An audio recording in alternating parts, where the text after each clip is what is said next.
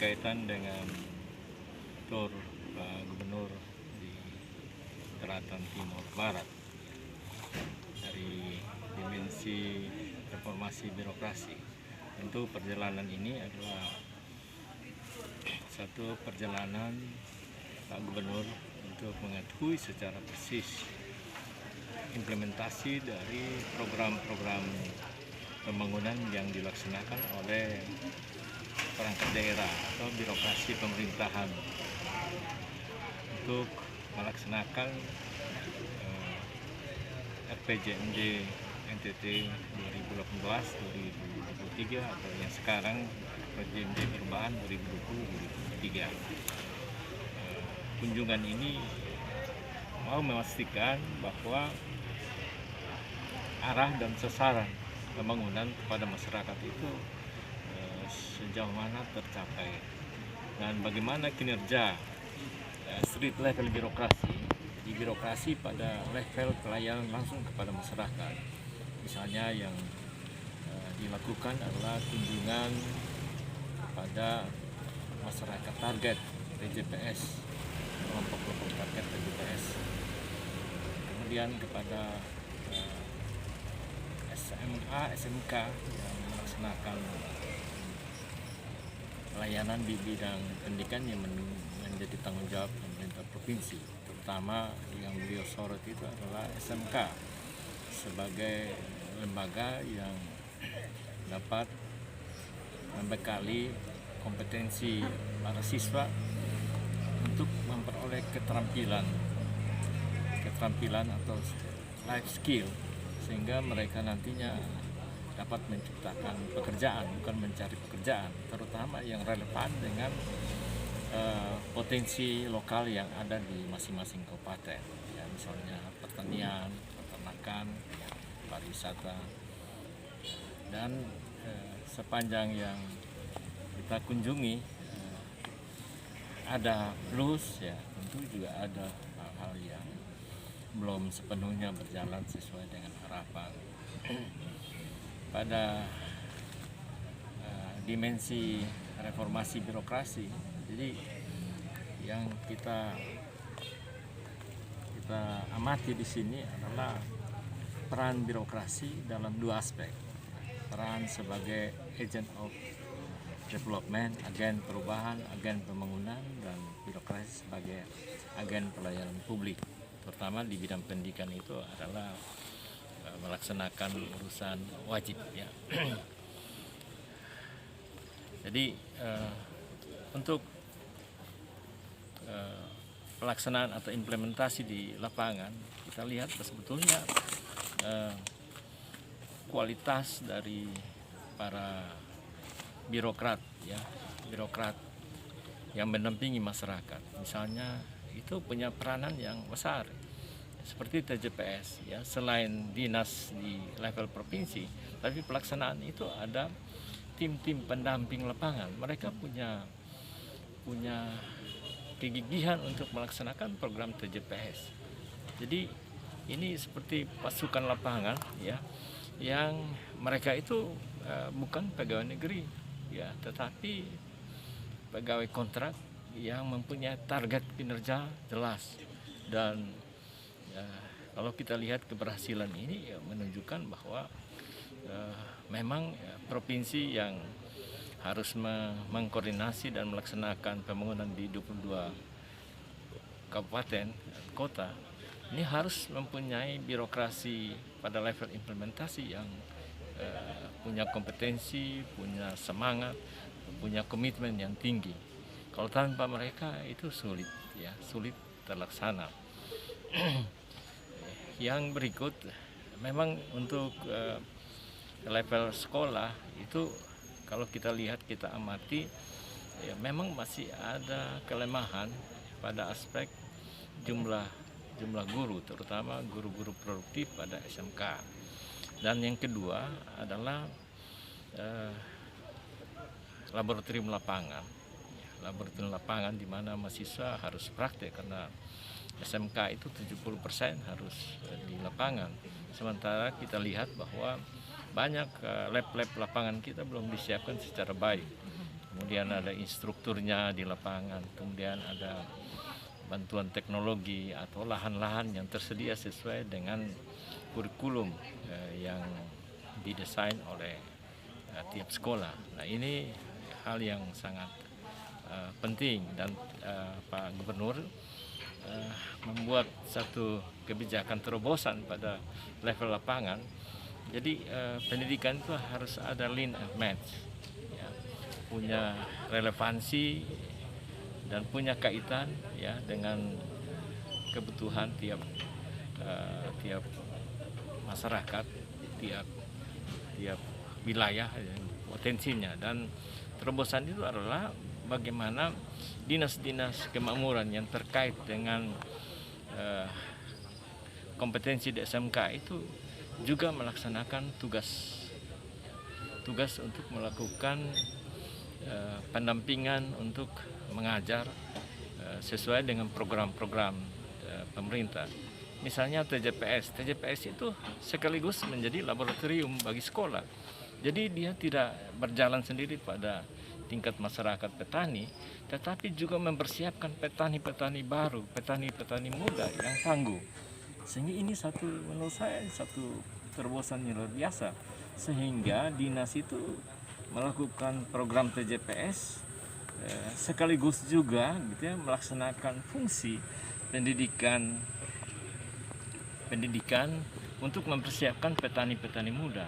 Dan kita ketahui sekarang ini jumlah petani muda itu sangat terbatas dibanding petani-petani tua yang sedikit lagi sudah tidak produktif. Kalaupun yang ada itu sudah tua dan tidak produktif, dan regenerasi ini tidak berjalan bagus. Oleh karena itu sekolah-sekolah SMK diharapkan dapat menciptakan petani-petani muda, ya, petani-petani muda yang punya perspektif kewirausahaan yang kuat, penguasaan teknologi dan inovasi, sehingga nantinya gitu dengan hadirnya petani-petani muda ini selain akan membuka lapangan pekerjaan bagi dirinya, juga akan mendorong ekonomi pertanian yang mengandalkan komunitas lokal. Keunggulan komunitas lokal itu bisa bergerak. Ini menurut saya satu terobosan yang baik. Cuma sekarang kepala dinas pendidikan itu harus melihat kurikulum di sekolah supaya disesuaikan dengan kompetensi yang ada pada dinas masing-masing. Dan sekaligus lahan-lahan yang ada termasuk seperti Besipai ini menjadi laboratorium bagi penyelenggaraan pendidikan sekolah menengah, terutama di bidang pertanian. Kemudian yang ketiga yang bisa diamati bahwa kolaborasi antar dinas ini menjadi sangat penting. Ya, misalnya TJPS itu harus ada kolaborasi mulai dari perencanaan, pelaksanaan, evaluasi, dan bagaimana manfaatnya itu antar OPD. Nah, sekian lama ini pelaksanaan kolaborasi itu belum terencana secara sistematis. Oleh karena itu diperlukan kemampuan para birokrat itu tidak lagi kemampuan untuk melakukan linkage secara fungsional. Apakah itu nanti serentak dilaksanakan atau pekerjaan secara sekuens, kolaborasi secara sekuens, sehingga pelaksanaan program-program itu dapat menuntaskan masalah di lapangan. Karena masalah bagi rakyat itu adalah masalah yang sistemik. Sementara kalau pendekatannya terlalu sektoral, ini nanti menciptakan inefisiensi yang tinggi. Jadi ini pelajaran yang menarik soal kolaborasi. Nah, kemudian dengan pendekatan baru yang kolaboratif, pendidikan dengan pertanian dan peternakan, kehutanan, ini semua gitu ya merupakan kekuatan birokrasi di dalam meningkatkan efektivitas kerja di lapangan. Jadi jangan sampai gitu ya semua orang omong kolaborasi tetapi anggarannya tidak kolaborasi, waktunya juga tidak kolaborasi. Padahal masyarakat tidak tahu menahu soal kolaborasi di sana. Mereka tahu bahwa ketika TJPS jalan, ya pertanian selesai jalan, peternakan, perdagangan, industri, bagaimana hasil-hasil mereka dijual, itu yang dibutuhkan masyarakat. Sementara kalau OPD ini masih bekerja terkotak-kotak, maka tidak akan tuntas menyelesaikan pekerjaan. Ini menurut saya satu kemajuan bahwa Pak Gubernur membuat apa yang dimaksudkan sebagai action plan kolaborasi di lapangan sebagai suatu terobosan dalam rangka mereform birokrasi yang sekian lama ini berjalan sendiri-sendiri.